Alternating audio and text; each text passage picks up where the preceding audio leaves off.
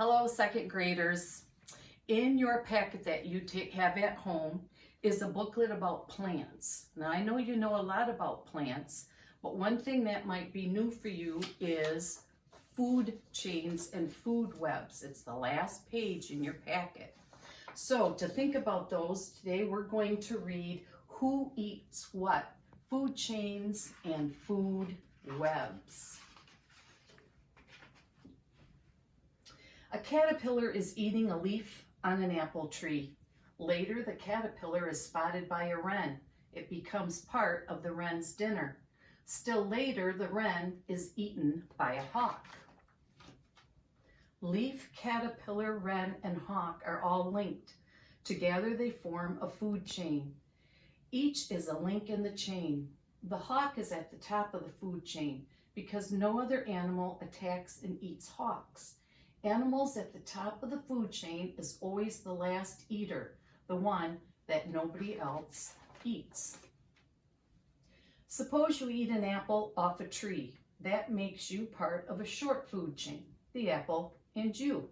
You are at the top of the food chain. Or suppose you drink a glass of milk. Now you are at the top of a slightly longer food chain.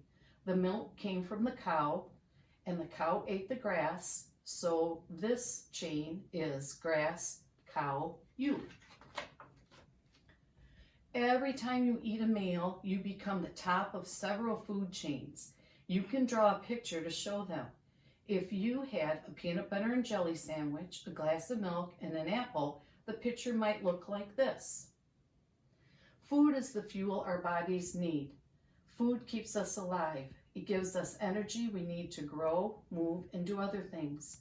The same thing is true for caterpillars, wrens, hawks, for all animals. All must find or catch the food they need. When you draw a food chain, you are drawing a flow of energy. The arrows show the path. There are many, many food chains, many more than anyone can count, but in one way they are all alike. All food chains begin with green plants. Green plants are the only living thing that can make their own food. They are the only living thing that do not need to eat something else. Green plants take energy from sunlight. They use it to make food out of water and air. All animals depend on green plants for food, even animals that don't eat plants. Hawks, for example, do not eat green plants, but the hawk ate the wren, that ate the caterpillar, and that ate the leaf on the green plant. So the hawk is linked to the green plants through the food chain. It needs the plants as much as the caterpillar does. Take a walk and look around. You will see many parts of many food chains. Look at the leaves and the flowers of plants. Look at the bark of trees. Look at fruits, nuts, and seeds that have fallen to the ground. What animals are eating them? You might see a grasshopper eating a blade of grass. You might not see another animal eat the grasshopper, but you can find out which animals would eat the grasshopper by going to the library or online. And you can read up on grasshoppers and other animals you've seen. Then you can draw a food chain. And that's what you're going to do on your last page. You're going to draw a food chain, and don't copy mine.